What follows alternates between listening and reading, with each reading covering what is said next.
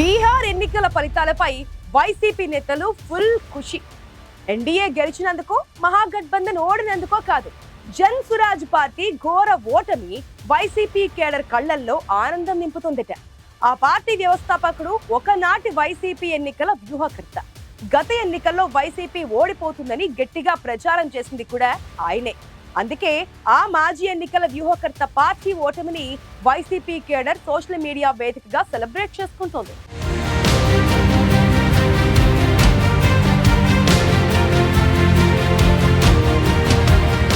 బీహార్ ఎన్నికల ఫలితాలు రాష్ట్ర రాజకీయాల్లో చర్చనీయాంశంగా మారాయి. అందుకు అనేక కారణాలు ఉన్నాయి. బీహార్ ఎన్నికల్లో ఎన్డీఏ కూటమి తరపున ఏపీ మంత్రి నారా లోకేష్ విస్తృతంగా ప్రచారం చేశారు. గతంలో సీఎం చంద్రబాబు కూడా ఎన్డీఏ తరపున అనేక రాష్ట్రాల్లో ఎన్నికల ప్రచారం నిర్వహించిన సందర్భాలున్నాయి. ఇప్పుడు ఆ పాత్రను నారా లోకేష్ పోషిస్తున్నారు. అందుకే బీహార్ ఫలితాలు టీడీపీ నేతల్లో ఉత్సాహాన్ని నింపుతున్నాయి. సేమ్ టైం అటు వైసీపీ క్యాడర్ కూడా బీహార్ ఫలితాలను ఎంజాయ్ చేస్తోంది. కాకపోతే వారి ఆనందానికి కారణం వేరే. ఈ ఎన్నికల్లో ప్రముఖ ఎన్నికల వ్యూహకర్త ప్రశాంత్ కిషోర్ స్థాపించిన జన్ సురాజ్ పార్టీ ఒక్క స్థానంలో కూడా గెలవకపోవడమే వారి ఆనందానికి కారణమట.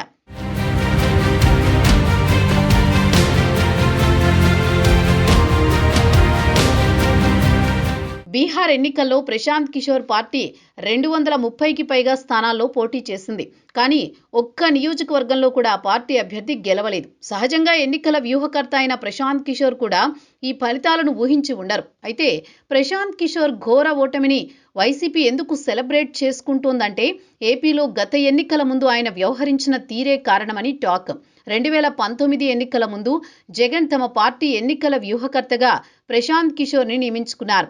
ఐపాక్ టీం ద్వారా అప్పటి ప్రభుత్వ వైఫల్యాలను ప్రజల్లోకి తీసుకువెళ్లారు పీకే. ప్రశాంత్ కిషోర్ వ్యూహాలు నచ్చడంతో జగన్ కూడా ఆయనకు పూర్తి స్వేచ్ఛ ఇచ్చారు.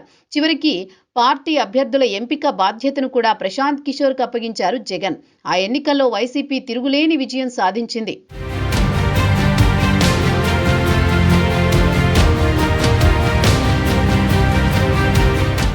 2019 ఎన్నికల్లో వైసీపీ గెలుపు క్రెడిట్ అంతా ప్రశాంత్ కిషోర్దే అంటూ అప్పట్లో పెద్ద ఎత్తున ప్రచారం కూడా జరిగింది.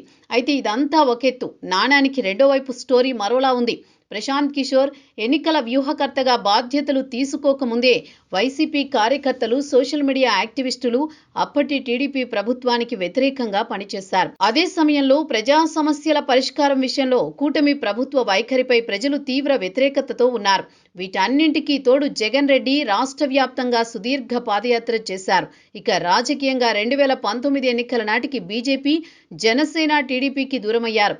ఇలా అన్ని అంశాలు కలిసి వచ్చి వైసీపీని అధికారంలోకి తీసుకువచ్చాయి. కానీ వైసీపీ క్రెడిట్ మొత్తం ప్రశాంత్ కిషోర్ కొట్టేశారన్నది వైసీపీ నేతల్లోని మెజారిటీ వాదన. అయితే 2019 ఎన్నికల్లో వైసీపీ విజయంతో అలాంటి అంశాలన్నీ పక్కకి వెళ్లిపోయాయి.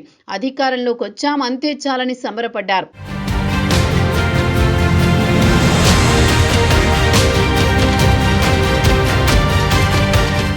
అదే ప్రశాంత్ కిషోర్ 2024 ఎన్నికల నాటికి వైసీపీకి దూరమయ్యారు. జగన్కి ఐపాక్ రాజకీయ వ్యూహాలు అందించినా ప్రశాంత్ కిషోర్ మాత్రం ఐపాక్ నుంచి తప్పుకున్నారు. అంతవరకు అయితే వైసీపీ నేతలకు కూడా ఆయనపై కోపం ఉండేది కాదేమో. కానీ ఎన్నికల ముందు టీడీపీ అధినేత చంద్రబాబుతో ప్రశాంత్ కిషోర్ భేటీ అయ్యారు.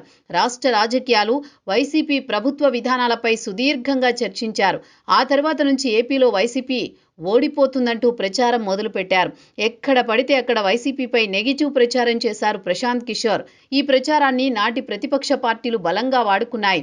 వైసీపీ విజయం కోసం పనిచేసిన పీకే లాంటి వాళ్లు కూడా ఆ ప్రభుత్వంపై విమర్శలు చేయడం ప్రజలను ఆలోచనలో పడేసింది. దీనికి తోడు రాష్ట్రంలో మారిన రాజకీయ సమీకరణాలన్నీ కూటమికి కలిసి వచ్చి వైసీపీని 11 సీట్లకే పరిమితం చేసింది.